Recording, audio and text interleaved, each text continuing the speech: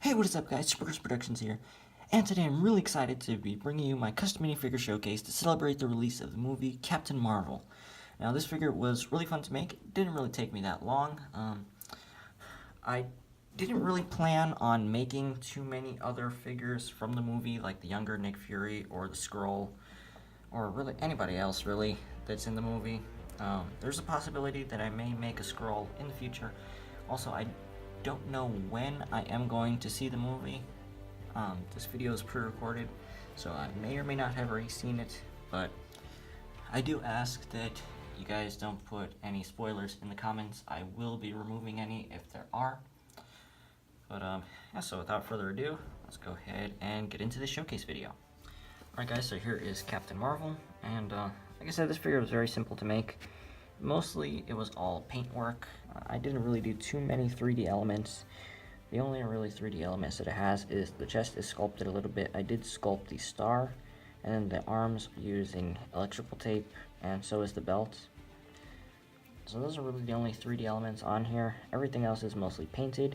And then the hair it's a knockoff version of, I think, the Christo Captain Marvel hairpiece. I know MGF used it on his Black Widow for Civil War back in 2016, but I got my hands on a knockoff one and decided to use it. I was actually going to go with a sculpted hairpiece because her hair isn't this long in the movie. It's more so toward down to her shoulders. The back doesn't extend down that long.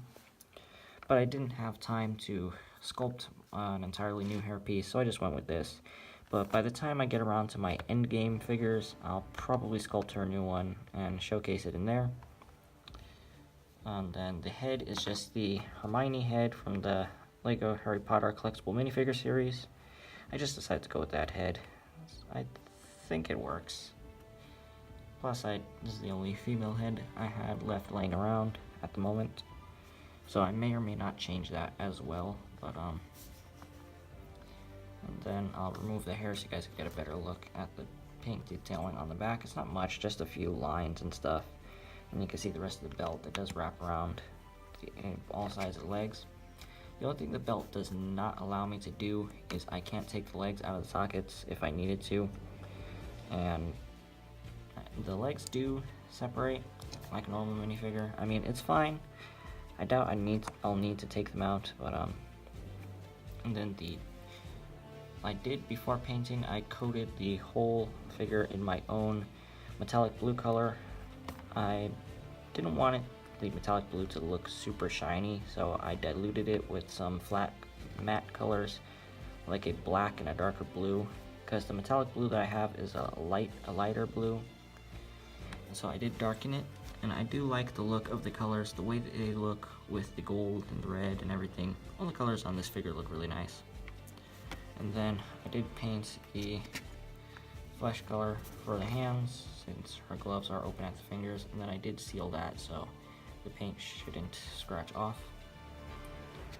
And I don't remember if I showed this or not, but the paint does go around all four sides of the legs. And then there's a bit of detail on the side of the torso, not much, a few lines that go in there. And then the red on the torso does continue over the shoulders and down to the back. But I guess that's really about it, and now we can go ahead and wrap up this video. Alright guys, so that about wraps up this video. Really hope you guys liked it as much as I enjoyed making this figure.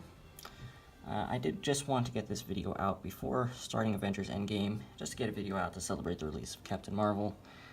Now, some other projects that I'm currently working on that I do want to start, that I do want to finish before I get started on Endgame. I'm still working on a few CW figures, especially Dreamer. I've only done her torso and a bit of her hair.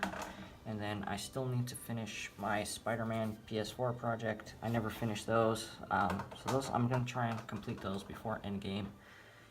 And then I picked up this old project that I've been doing on and off work for 2 years now. Harley Quinn from Suicide Squad, updating her. I painted the Daddy's Little Monster on the t-shirt, and then I added some rips. All that's left is to paint the bat and then paint Property of Joker on her back, and that should be complete. So there's just like a few figures that I want to complete before I start on Endgame.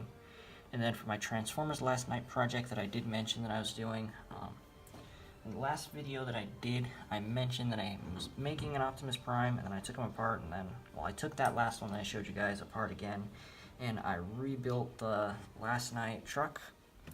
And this is the third version of the Transformers Last Night Optimus Prime that I've done, and I actually like the transformation and everything a lot better on this one. Came up with a few new techniques, so it looks more like the truck now than it did before. Before it was too long, the first time it was too big, and now it's just right, I think, with the transformation.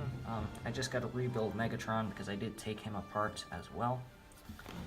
But, so that's really about it for this video. Really hope you guys liked it. If you did, be sure to leave a like down below. Don't forget to comment, share, and subscribe. And, bye.